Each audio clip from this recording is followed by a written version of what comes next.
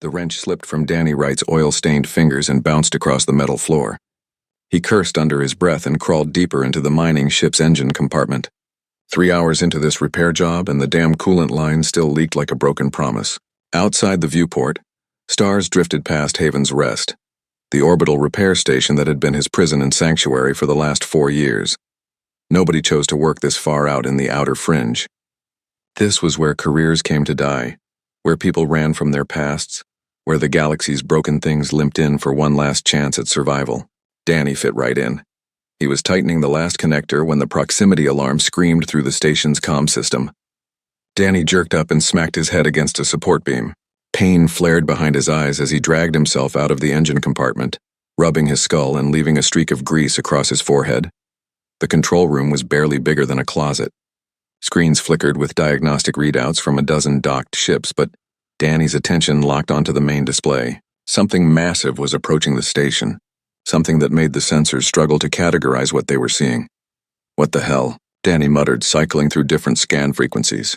The object was giving off heat signatures, electromagnetic pulses, and quantum fluctuations that looked almost like a biological organism. But nothing biological could survive in open space. Nothing that size, anyway. He pulled up the visual feed and his breath caught. A dragon floated through the void toward his station. Not a ship shaped like a dragon. An actual creature. Easily 200 meters from snout to tail, with wings that seemed to catch and fold starlight itself. Crystalline scales covered its body, glowing with bioluminescent patterns that pulsed weakly. But something was terribly wrong. Massive gouges tore through its side, leaking streams of frozen material that glittered like diamonds in the harsh light of distant stars. Danny had heard stories about the Draken, the ancient spacefaring species that traveled between worlds using abilities nobody fully understood. He'd always figured they were myths. Tall tales that spacers told in bars after too many drinks. Yet here one was, dying right in front of his station. The creature drifted closer, moving with obvious pain. It was trying to dock at one of the large berths usually reserved for cargo haulers. Danny rushed to open the docking clamps, his hands moving across controls he rarely used. The berth wasn't designed for living things. It was meant for ships, for machinery, for things that didn't bleed. The Draken settled into the dock with a groan that Danny felt through the station's hull. He grabbed his emergency medical scanner, though he had no idea if the thing would work on alien biology, and made his way to the docking bay. His heart hammered as the airlock cycled open. She was even more massive up close. Her scales, which had looked beautiful from a distance, were cracked and damaged. The wounds along her side leaked a strange crystalline substance that solidified as soon as it hit the cold air. One of her wings hung at an odd angle, torn and broken. Her eyes, enormous and golden with vertical pupils, tracked his movement as he approached. Danny stopped a few meters away, suddenly aware of how small he was compared to this ancient creature. "I'm Danny," he said, feeling foolish. "This is my station. You're hurt." The Draken's head moved slightly. When she spoke, her voice resonated inside Danny's mind rather than through his ears. It was like hearing someone speak underwater while remembering a song from childhood. "I am Silvara. I come here to die in peace. Do not interfere, small one." Danny frowned. "You came to a repair station to die? That's pretty stupid, don't you think?" The dragon's eyes widened slightly. Apparently, nobody talked to dying legends like they were being idiots. "I came because my navigation organs are failing. I can no longer sense the currents between stars." This was the nearest stable structure. "I will rest here until my body returns to cosmic dust." "Yeah, that's not happening," Danny said. He moved closer, holding up his scanner. "I fix things. That's what I do. Ships, engines, life support systems. You're basically a biological ship, right? So let me look at what's broken." "You cannot repair what nature has claimed," Silvara said, but her voice held a note of curiosity rather than anger. Danny knelt beside one of the wounds. The crystalline blood fascinated him. It wasn't like any biological material he'd seen, but it reminded him of certain coolant systems, of materials that change state based on temperature and pressure. "Maybe not, but I can try." "What have you got to lose? You said you're dying anyway." Silvara was silent for a long moment. Danny could feel her studying him, weighing his words. Finally, she spoke again. "Why would you help me? My kind are nothing to humans. We do not trade. We do not share technology. We simply exist and fly between your worlds." "Because you're hurt and you showed up at my door," Danny said simply. He looked up at her enormous golden eyes. "Because I know what it's like to feel broken and alone. Because 4 years ago I lost my entire mining crew when our equipment failed, and I couldn't fix it fast enough to save them, because I've been hiding out here ever since, fixing things that can't yell at me or die on me, and because maybe, just maybe, I'm tired of letting things die when I might be able to do something about it. The truth of his words hung in the cold air of the docking bay. Danny hadn't meant to say all that. He'd kept those feelings locked away for years, buried under work and solitude and the comfortable lie that he preferred being alone. Silvera lowered her massive head closer to Danny. He could feel heat radiating from her scales, could see his reflection in her golden eyes. You are a strange creature, Danny, right? Very well. Examine what you will, but know that I have lived 800 years and flown through nebulas that birthed stars. I have seen civilizations rise and fall. I do not fear death. Good, Danny said, moving his scanner across her damaged scales. Because I'm scared enough for both of us. He had no idea if he could save her. He barely understood what he was looking at. But as his scanner collected data, and his mind began working through the problem, Danny felt something he hadn't felt in years. Purpose, maybe even hope. Outside, the stars continued their eternal dance. Inside the docking bay, a mechanic and a dragon began an unlikely partnership that would shake those very stars to their foundations. Neither of them knew it yet. 3 days of scanning had taught Danny 2 things. First, Draken biology was impossibly complex. Second, he was in way over his head. He sat cross-legged on the docking bay floor, surrounded by holographic displays showing internal scans of Silvera's body. The images rotated slowly, highlighting structures that made no sense according to any biology he'd learned. Her organs weren't just organic tissue. They were part crystal, part mineral, part something that his scanners couldn't even classify properly. Your navigation system is completely shot, Danny said, gesturing at a cluster of damaged structures near Silvera's brain. These organs here, they're supposed to sense gravitational fields and quantum fluctuations, right? Let you plot courses through FTL space? Correct. Silvera's voice echoed in his mind. She had remained remarkably patient during his examinations, though Danny suspected she still expected him to give up. They developed over millions of years of evolution. My species learned to feel the currents of space itself, to ride them between stars. But mine have been damaged by corrupted space. Corrupted space? Danny looked up from his displays. The Vescaran Dominion controls territory where they have weaponized spatial anomalies, Silvera explained. Her golden eyes dimmed slightly with pain or memory. I was carrying information about their activities. I flew too close to one of their testing sites. The unnatural distortions in space burned my navigation organs like acid burns flesh. Danny pulled up a detailed scan of the damaged tissue. The organs looked like someone had taken a blowtorch to delicate crystal formations. Cracks spiderwebbed through structures that should have been smooth and whole. Some sections had crumbled entirely, leaving gaps that leaked the strange crystalline fluid that served as her blood. This is bad, Danny admitted. I mean really bad. Your species doesn't do surgery, right? We cannot, Silvera said. Our bodies grow like both living tissue and mineral formations. Cutting into us is like cutting into stone while it is still alive. We heal slowly, if at all. Most injuries this severe are fatal. Danny stood and paced around the holographic displays. His mind raced through possibilities, discarding them one by one. Traditional medicine wouldn't work. Surgery would kill her. The organs couldn't be replaced because they were unique to each individual Draken. Every solution he could think of ran into the same wall. What if we don't replace them? Danny said suddenly. I do not understand. What if we build something that works with what's left? Danny's words came faster as the idea took shape. Look, when a ship's navigation computer fails, sometimes you can't replace it. Too expensive, wrong model, whatever. So you build a workaround. You create a secondary system that interfaces with the broken one, picks up the slack, handles the functions that the original system can't do anymore. Silvera's head lifted slightly. You propose to build a machine that connects to my organs? Not just connects. Integrates, Danny said, excitement bleeding into his voice. Your remaining tissue still works, just not well enough to navigate by itself. But what if we created mechanical sensors that could read gravitational currents and quantum fluctuations, then feed that data directly into your nervous system? Your brain would process it like it always has, but the mechanical parts would do the heavy sensing work. This has never been done, Silvera said slowly. The medical institutes of a dozen species have studied Draken biology. None have successfully created hybrid systems at such a fundamental level. Yeah, well, they were probably thinking like doctors, Danny said. He grinned, that reckless expression that used to drive his crew crazy. I'm thinking like a mechanic. He spent the next 2 days fabricating components. Haven's Rest had a decent machine shop. necessary for creating custom repair parts for the odd ships that limped through. Danny used every tool he had, building delicate sensors that could detect the subtle forces that Silvera's organs normally sensed.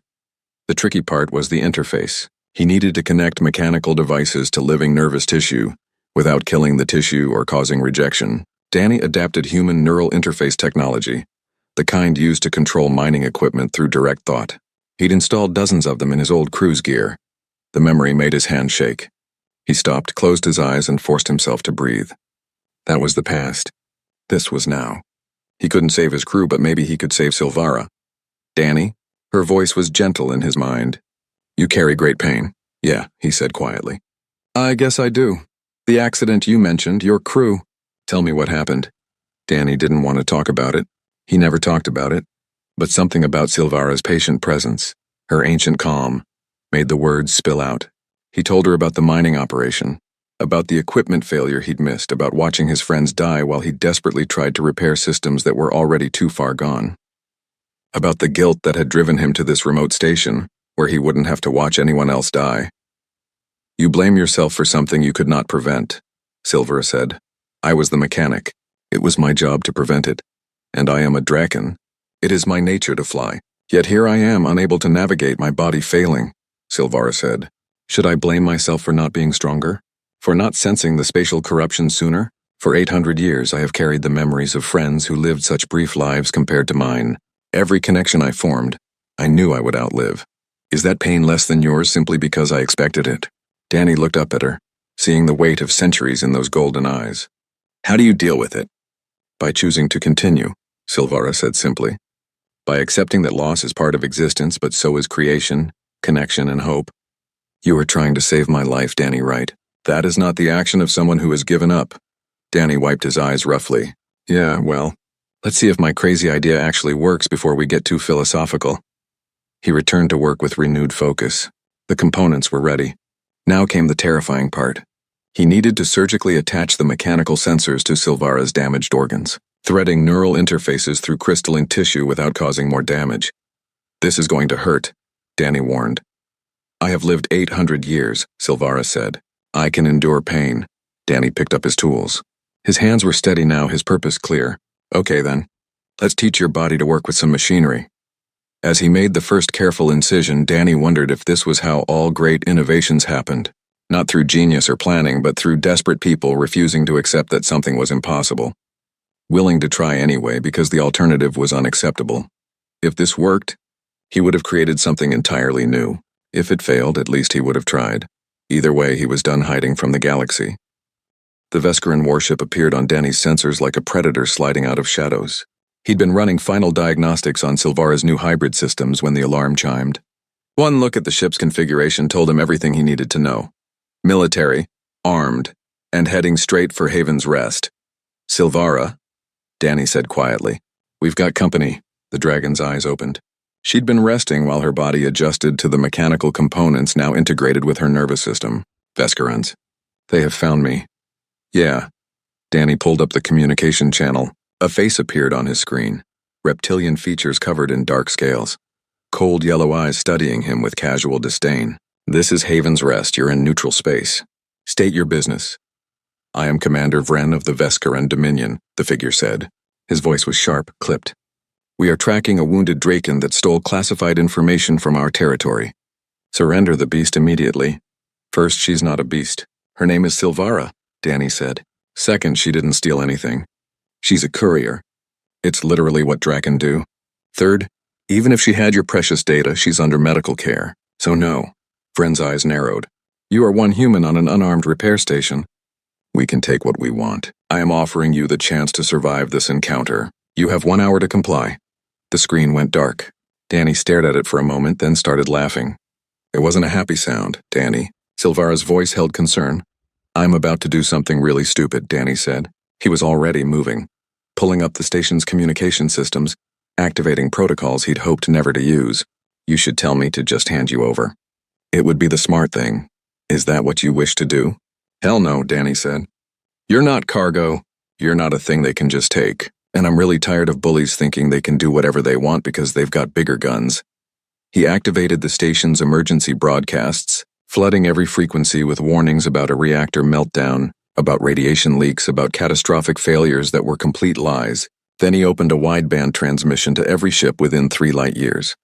This is Haven's Rest Repair Station. The Vescaran Dominion is threatening to attack a civilian facility to capture a wounded Draken, who is under medical care. They plan to murder a dying patient and probably kill me too. If anyone out there gives a damn about that, now would be a great time to show up. Silvara lifted her head. Danny, you cannot fight them. I am old. I have lived a full life. Do not sacrifice yourself for me. Not planning to sacrifice myself, Danny said, though his hands were shaking as he powered up what few defensive systems the station had. They were meant to deflect debris, not military weapons. I'm planning to be really annoying until help arrives. Or until they blow us up. Could go either way, honestly. Why? Silvara asked. The question resonated through his mind with genuine confusion. Why would you risk everything for a creature you met only days ago? Danny stopped his frantic work and looked at her. Really looked at her. Because you matter. Because every person, every being that thinks and feels and dreams, they matter. My species figured that out the hard way. Through a lot of stupid wars and mistakes. We're not always good at remembering it, but when we do, we can be pretty stubborn about it. He turned back to his controls. Besides, I told you about my crew. About how I couldn't save them. Well, I can't do anything about the past, but I can do something right now. Even if it's stupid. Even if it doesn't work. At least I'll know I tried. The hour passed with agonizing slowness. Danny watched his sensors, hoping against hope that someone would respond to his message. The Vescaran ship held position. Weapons powered but not yet firing. Vren was probably enjoying the wait, letting the fear build. Then, 17 minutes before the deadline, new contacts started appearing on the sensors. First one ship, then 3, then a dozen. They weren't military vessels. They were freighters, mining ships, independent traders, small ships barely armed, but they came. And they positioned themselves around Haven's Rest in a loose formation that said clearly, "You'll have to go through us." Danny's communication panel lit up with incoming messages. Captains he'd repaired ships for over the years. Pilots who owed him favors. A few who'd simply heard his broadcast and decided that attacking wounded Draken was a line they wouldn't let anyone cross. More ships arrived. Some came because they revered the Draken. Some came because they hated the Vescaran Dominion's aggressive expansion. Some probably came just because they were bored, and this sounded more interesting than hauling cargo. Commander Vren appeared on the screen again. His expression had shifted from confident disdain to barely controlled anger. You dare threaten the Dominion with this rabble? Not threatening anyone, Danny said. He was grinning now, wide and reckless. These are just concerned citizens of the galaxy, exercising their right to be in neutral space. You're welcome to try going through them to get to us, but I should mention, most of those ships have recording equipment, and I'm betting a lot of people would be interested to see the Vescaran Dominion murder a wounded Draken and a bunch of civilian ships. Vren's scales seemed to darken with rage. The Dominion has a long memory, human. Yeah? Well, humanity has a short temper and a bad habit of fighting battles we can't win, Danny said. So I guess we're even. Now get away from my station before I do something else stupid. The Vescaran ship held position for another 10 minutes. Danny could almost feel Vren weighing his options, calculating whether the political fallout was worth one dying Draken. Finally, the warship's engines flared and it began to retreat. The communication panel exploded with cheers and messages from the assembled ships. Danny slumped in his chair, shaking with adrenaline and relief. He'd done it. He'd actually done it. Silvara's presence filled his mind, warm with an emotion he couldn't quite name. No one has ever fought for me like that. In 800 years, no one has stood between me and death simply because they believed I mattered. Well, Danny said, his voice rough with emotion, you do matter, and I'm pretty good at being stubborn about things that matter. I believe, Silvara said slowly, that I would like to continue living. Your hybrid system has given me a chance at life I thought was lost. I do not wish to waste that gift, Danny smiled. Good. Because I've got a lot more calibrations to run on those systems, and it would be really inconvenient if you died before I finished. Silvara's laugh echoed through his mind like crystal chimes. Outside, the ships that had come to their defense began to depart, returning to their own journeys. But their presence had changed something fundamental. One human and one dragon had stood together against a galactic power and won, not through strength or weapons, but through the simple refusal to let cruelty go unchallenged. It was a small victory in a vast galaxy. But small victories, Danny had learned, were how you built something bigger. He returned to his calibrations, Silvara resting peacefully nearby. Neither of them knew that their stand had been recorded and broadcast across dozens of systems. Neither knew that their story was already spreading, changing minds and hearts across the stars. They only knew that they had found something rare in the cold vastness of space: connection, purpose, and the stubborn belief that one life was worth fighting for. Silvara's body hummed with energy that felt both familiar and strange. The mechanical components Danny had installed worked with her remaining organs, creating a symphony of biological and artificial signals that let her sense the gravitational currents once more. It wasn't perfect. The resolution was lower, the sensations less precise than before. But she could navigate again. She could fly. Danny watched his displays with satisfaction as the final calibration completed. Okay, all systems are showing green. How does it feel? Like learning to see again after going blind, Silvara said. She flexed her wings carefully, testing the repairs Danny had made to her torn membrane. Different from before, but functional. You have achieved something remarkable, Danny, right? Yeah, well, don't spread it around too much. I don't need every wounded alien in the galaxy showing up at my door. But Danny was smiling. For the first time in years, he felt like a mechanic again instead of just a hermit with tools. A priority message alert interrupted their moment. Danny frowned and opened the communication. The face that appeared belonged to an older woman with gray hair and tired eyes. She wore the patch of an independent freighter. "You're the mechanic at Haven's Rest?" she asked without preamble. "That's me." "Danny, right?" "You need repairs?" "No, I need to give you something," she said. "I was part of that fleet that came when you called. I owe a debt to the Draken from years back. When I heard what the Veskerans were trying to do, I did some digging into their operations." She paused. "What I found you need to see. Sending encrypted data now." The file transferred quickly. Danny opened it, then felt his blood run cold. Detailed reports, surveillance footage, internal communications. The Veskeran Dominion wasn't just trying to capture Silvara. They were hunting Draken systematically. 17 had gone missing in the past decade, all near Veskeran space. And the reason was worse than anything Danny had imagined. "Silvara," he said quietly. "You need to see this." She lowered her head to view his screen. As the information played out, Danny felt her presence in his mind become sharp and cold. The Veskerans were harvesting navigation organs from captured Draken. They were building biological FTL drives, forcing living Draken tissue into their warships. The spatial weapons they developed weren't just weapons. They were torture devices that used conscious Draken biology as living components.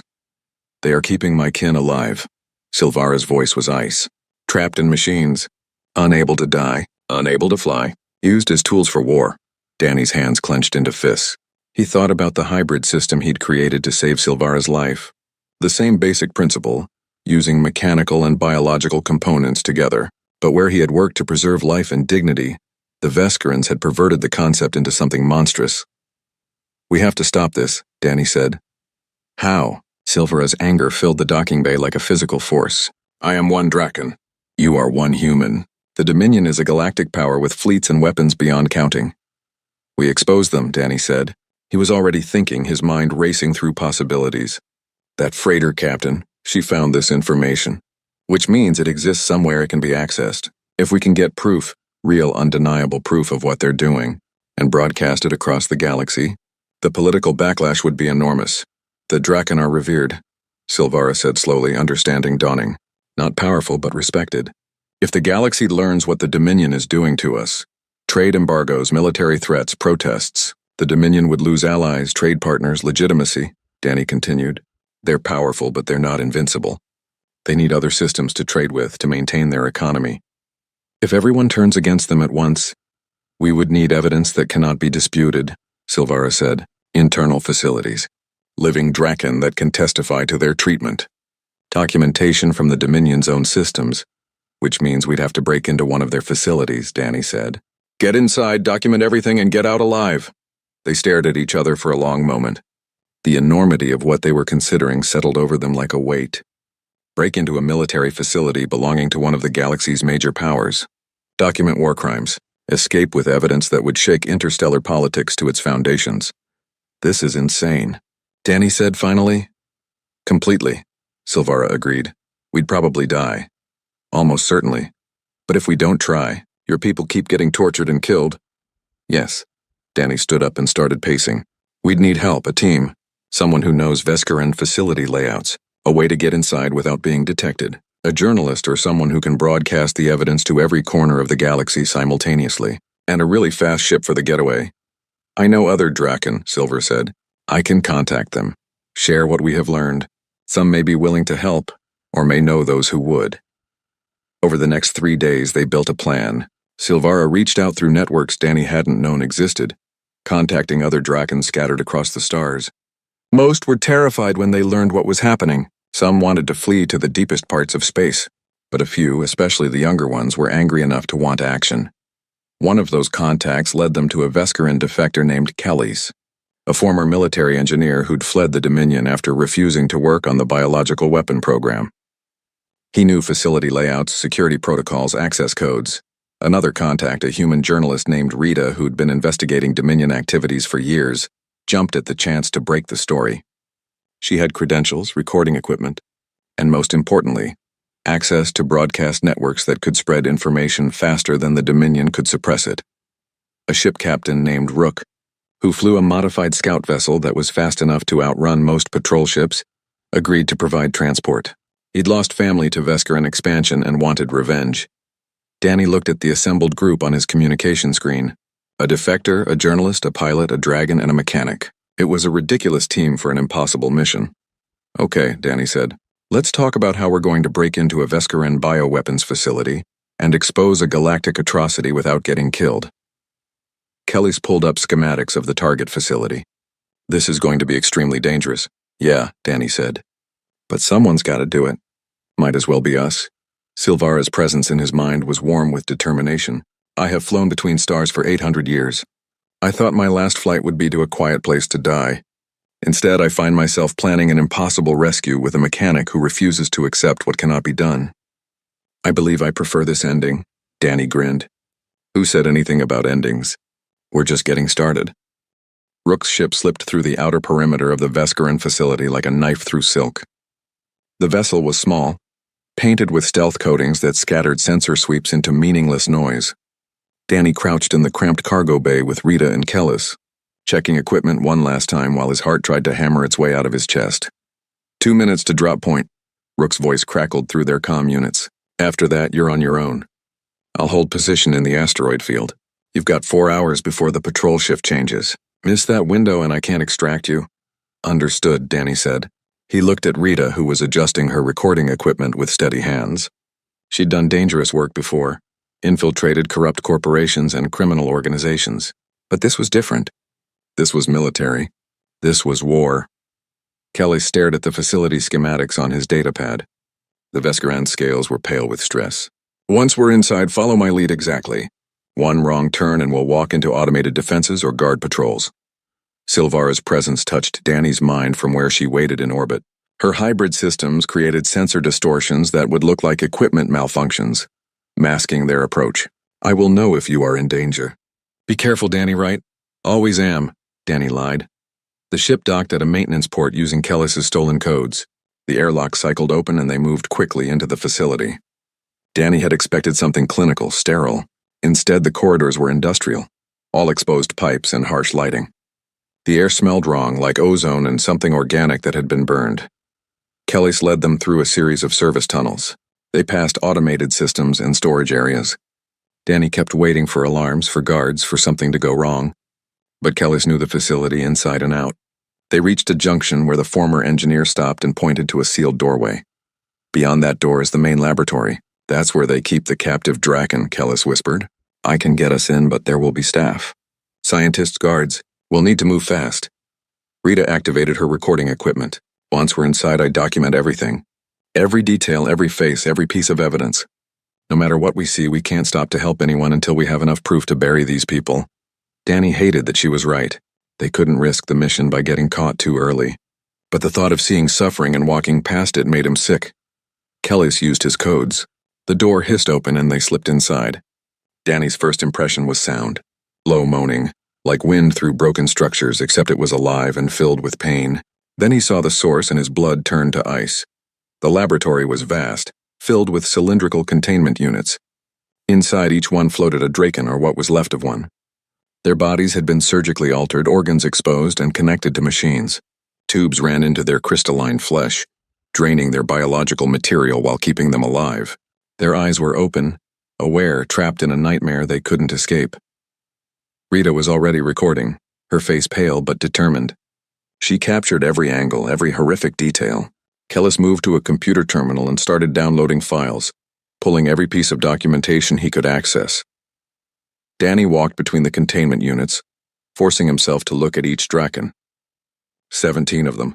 17 ancient beings reduced to living components in a weapons program. One of them, smaller than the others, turned its eyes toward him. Even through the pain, Danny felt recognition. This creature knew what they were trying to do. "I'm sorry," Danny whispered. "I'm so sorry. We're going to stop this. I promise." "Danny, we need to move," Rita said. She'd gotten what they needed. Kellis had the files. Now they needed to get out before someone noticed the breach. That's when the alarm started. Red lights flashed throughout the laboratory. Automated security systems began sealing doors. Somewhere in the facility, guards were responding to the intrusion. "Someone detected the download," Kelly said, panic creeping into his voice. "They know we're here." Danny's mind raced. They'd gotten the evidence, but it wouldn't matter if they died before broadcasting it. The closest exit was back the way they'd come, but guards would be flooding those corridors. They were trapped. Then he looked at the containment units, at the Draken suffering inside them. An insane idea formed. "Rita, send everything you've recorded to Silvara right now," Danny said. "Encrypted burst transmission." "Do it." "That will pinpoint our exact location," Rita protested. "Just do it." Danny moved to the nearest control panel. Kellis, understanding what he intended, joined him. Together they started overriding the safety protocols on the containment units. "If we release them, they'll die," Kellis warned. "They're too damaged to survive outside the life support systems." "Maybe," Danny said. "Or maybe they're strong enough to survive long enough to tear this place apart. Either way, they deserve to die free instead of being used like this." The first containment unit opened. The Draken inside spilled out, crystalline blood pooling on the floor. For a moment, Danny thought he'd been wrong, that he'd just killed them faster. Then the creature's eyes focused. It saw its prison, saw its captor's facility, and roared with a sound that shook the walls. One by one, the containment units opened. The Draken, broken and dying, found strength in rage. They smashed through equipment, tore apart machinery, attacked the guards who rushed into the laboratory. It was chaos and destruction and the furious dying act of beings who refused to go quietly. Rita grabbed Danny's arm. "There's a cargo bay this way. If we can reach it, Rook might be able to get us out." They ran through corridors filled with alarms and smoke. Behind them, the sound of destruction grew louder. The freed Draken were taking the facility apart, and Danny felt no guilt about it. This place deserved to burn. They burst into the cargo bay just as Rook's ship swooped in through the external doors. The pilot was screaming at them to hurry. Guards appeared at the far end of the bay, weapons raised. Danny didn't remember climbing into the ship. He remembered the door sealing behind them. Remembered Rook's ship diving away from the facility at dangerous speeds. Remembered holding onto a support beam while acceleration crushed him into the floor.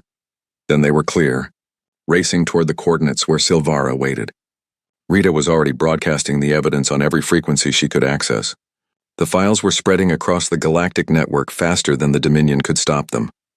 Danny pulled himself to a viewport and looked back.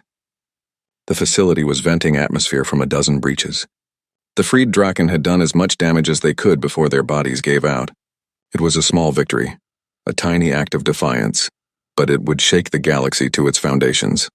The galaxy erupted.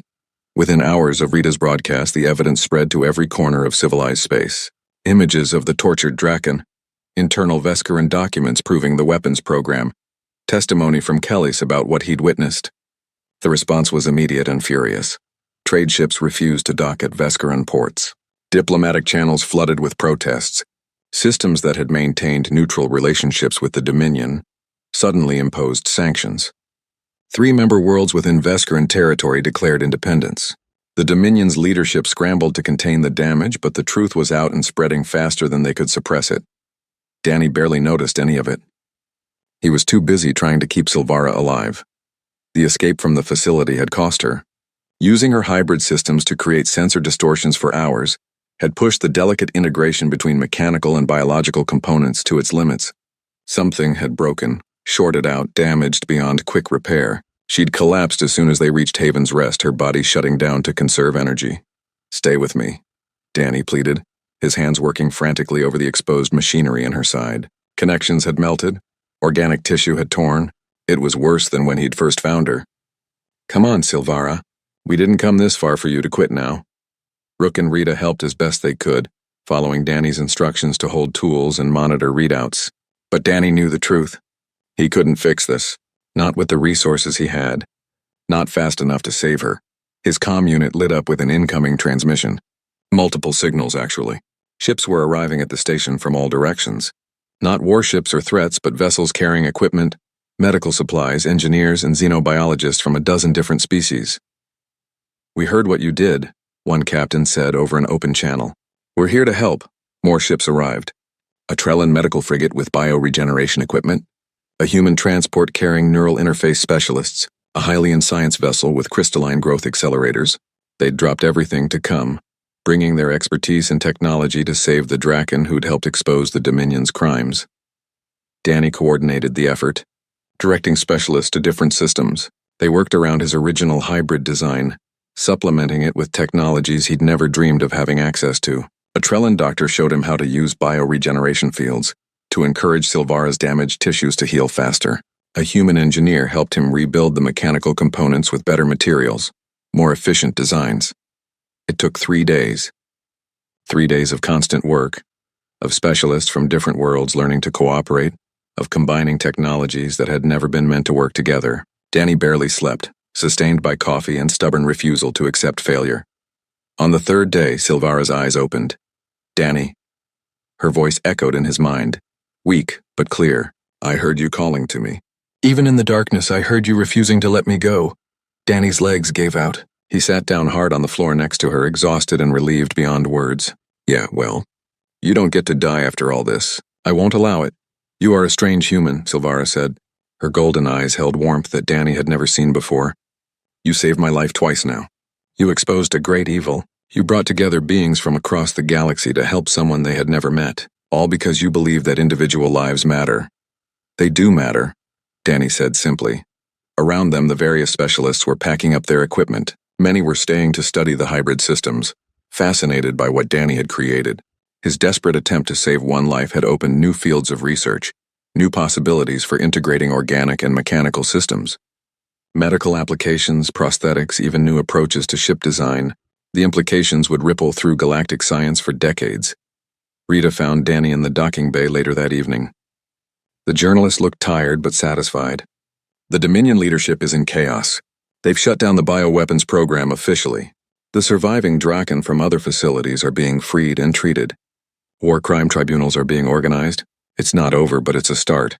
What about Commander Vren? Danny asked. Arrested by his own people. They're trying to distance themselves from the program. Claim it was a few rogue officers. Nobody's buying it, but at least there will be some accountability, Rita said. She smiled. You did good, mechanic. You and that dragon of yours changed the galaxy. Danny didn't feel like a hero. He felt like a guy who'd gotten lucky, who'd stumbled through a series of increasingly insane situations and somehow survived. But he supposed that was how most important things happened. Not through grand plans, but through ordinary people who refused to accept cruelty when they saw it. Weeks passed. The initial crisis faded into ongoing political negotiations and reforms. Silvara recovered fully, her new hybrid systems working better than Danny's original design thanks to the improvements made by the specialists. She was stronger now, capable of navigating with precision that exceeded even her original abilities. They could have stayed at Haven's Rest. The station had become famous, a destination for beings seeking the mechanic who'd saved a dragon. But Danny found he didn't want to hide anymore. And Silvara had spent enough time in one place. There are others who need help, Silvara said one morning. Other beings whose bodies do not match their spirit's desires. Other places where technology and biology might work together in new ways. You want to go help them, Danny said. I want us to go help them, Silvara corrected. You taught me that evolution is not just biological. It is choosing to change, to grow, to become something new without losing what you are. I think the galaxy needs more of that philosophy. Danny looked around his workshop one last time. He'd come here to hide from life, to avoid the pain of losing people he cared about. Instead, he'd found purpose, friendship, and the courage to face the galaxy again. Okay, he said. Let's go shake up some more assumptions. Silvara laughed. That sounded like crystal chimes that Danny had come to love. Together they launched from Haven's Rest, a dragon and a mechanic flying toward the stars. Behind them they left a galaxy forever changed by the simple truth that one life mattered, that kindness was strength, and that the most powerful force in the universe wasn't weapons or wealth or power. It was the stubborn refusal to let suffering go unchallenged, even when victory seemed impossible. They flew between the stars, seeking others who needed help, teaching the lesson they'd learned, that the strongest bonds were built not on similarity, but on choosing to understand what was different. That cooperation created possibilities that neither organic nor mechanical life could achieve alone. The galaxy had been shaken, and as Danny and Silvara traveled from world to world bringing innovation and hope, those tremors continued to spread. New alliances formed. Old prejudices crumbled. Beings who'd thought themselves limited by biology or machinery discovered new possibilities. Years later, when people asked Danny about the day he'd stood between a dying dragon and those who would have killed her, he always gave the same answer. He'd simply done what anyone should do when faced with injustice. He'd refused to look away, and that refusal had changed everything.